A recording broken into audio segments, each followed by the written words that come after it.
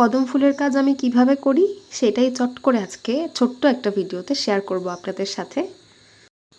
এটা একটা কাস্টমাইজ কুর্তির প্যাচ ছিল, অর্ডারের কাজ আর কি। আর এটা আমি প্রথমেই ওয়াশ পেন্টিংয়ের কাজটা করে নিয়েছিলাম, তারপর সাদা বেস করেও সেটাকে শুকাতে দিয়েছিলাম বেশ কিছু সময়ের জন্য।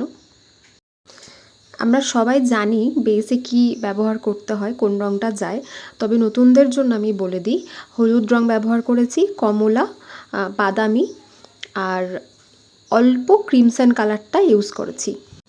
আর আমি চেষ্টা করেছি উপরের দিকটা একটু হালকা রাখতে আর নিচের দিকটা একটু ডার্ক রাখতে, আলো ছায়ার বিষয়টা বোঝানোর জন্য। এরপর একটু ফোঁটা ফোঁটা দিয়ে নিয়েছি, ক্রিমসন কালারটা দিয়ে, সাদা দিয়েও একটু করে নিয়েছি। এগুলো একটু দেখলেই বুঝতে পারবেন আপনারা, হ্যাঁ। তারপরে যেমনটা হয় সাধারণত, আর এখানে আমি একদম সরু তুলি ব্যবহার করেছি।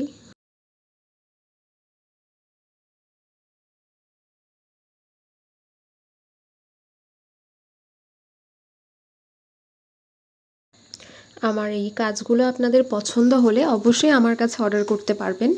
নাম্বার আমার পেজ এবং প্রোফাইল দুটো জায়গাতেই দেওয়া রয়েছে, আপনারা কন্ট্যাক্ট করে নিতে পারবেন।